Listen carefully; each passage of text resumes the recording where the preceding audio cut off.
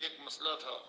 جو میں آپ کے سامنے لانا چاہتا تھا، اور اس کو مختلف انداز سے آج یہ امت ہے، جیسے اللہ کے نبی صاحب نے بتایا تھا کہ ایک ایک قدم جیسے پہلے گمراہ امتیں ہیں جو انہوں نے کیا ہے یہ امت بھی کرے گی، اور آج آپ نے دیکھ لیا یہ امت ایک ایک قدم پر وہی بات وہی دلائل پیش کرتی ہے جو اس سے پہلے شیطان نے دوسری امتوں کو سکھائے تھے۔ اللہ سے پناہ مانگیے شیطان کے فریب سے، اور پروردگار عالم سے یہ دعا کیجیے کہ مالک ایمان سے تو نے آشنا فرمایا ہے، ایمان کے اوپر جم جانے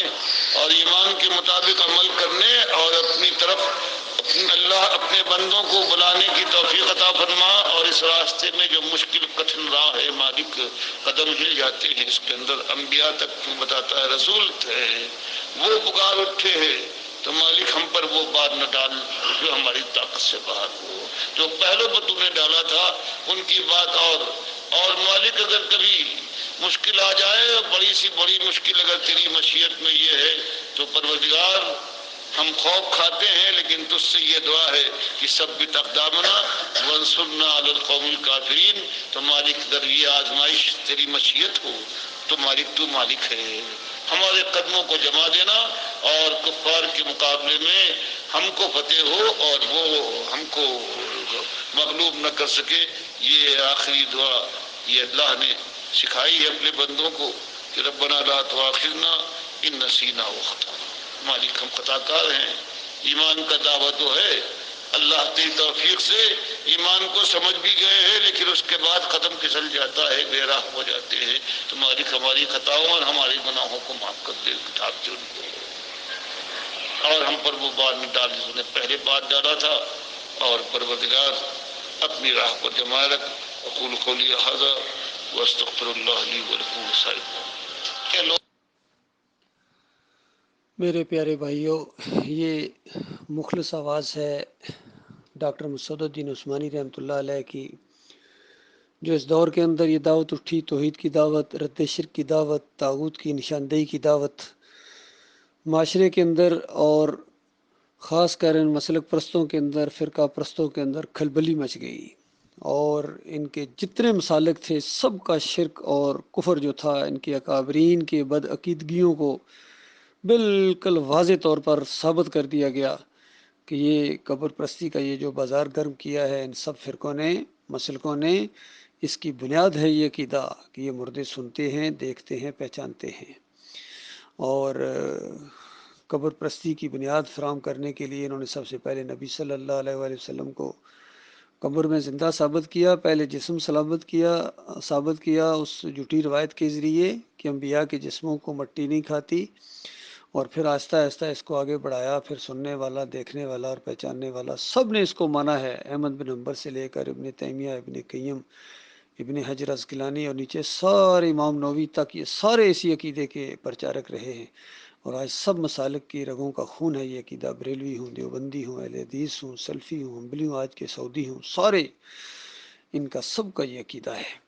تو اس انداز سے یہ خالص دعوت اٹھی ہے اللہ کے بندو، یہ ایمان کی شمع روشن ہوئی ہے اس کفر و شرک کے اندھیرے کے اندر، اس کو بجھنے نہ دو، اس کو آگے بڑھاؤ اللہ کے بندو، تب خیر آئے گی،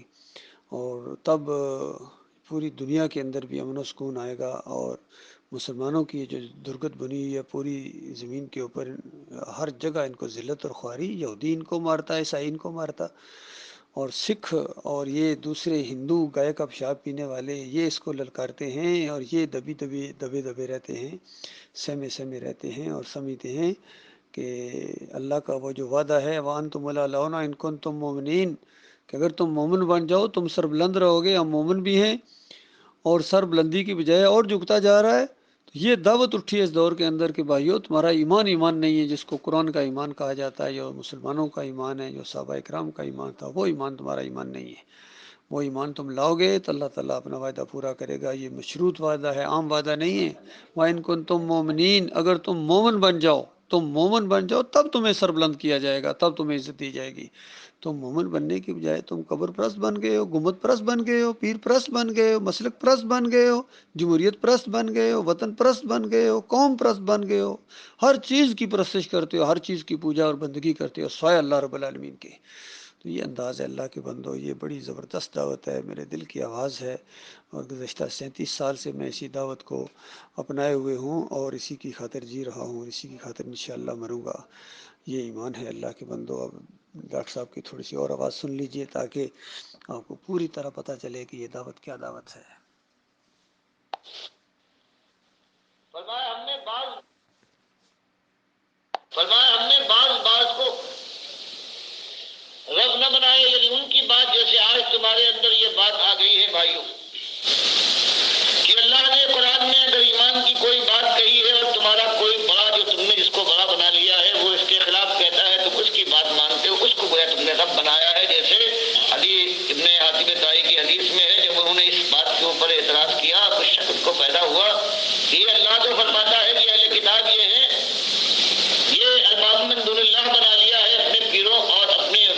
مولویوں کو، تو انہوں نے کہا کہ اللہ کے نبی صلی اللہ علیہ وسلم ہم نے تو ایسا نہیں کیا۔ تب آپ نے فرمایا کہ ایسا نہیں ہوتا تھا کہ تم اپنی کتابوں کے کسی حکم کو اپنے سامنے پاؤ اور پھر تمہارا کوئی بڑا ہے اس کے خلاف فتوا دے، تم اس کا فتوا نہیں مانتے تھے، کتاب کو رد کرتے تھے۔ فرمایا یہ بات تو ہے، فرمایا یہی تو رب بنا لینا ہے اپنے پیروں اور مولویوں کو۔ تو یہی ان سے کہنا ہے کہ بھائی بدقسمتی سے ہم بھی نادانی میں پڑے ہوئے تھے، ہم کوئی فخر کے لحاظ سے نہیں، اللہ کا شکر ادا کرتے ہیں اور تمہارے خیر خواہ ہیں کہ جو امت والوں نے اللہ کے علاوہ دوسروں کو اپنا رب بنا لیا ہے، ان کی بات ان کے فیصلے کو وہ مانتے ہیں۔ تو میرے بھائیوں یہ بات ہمیں چھوڑ دینا چاہیے۔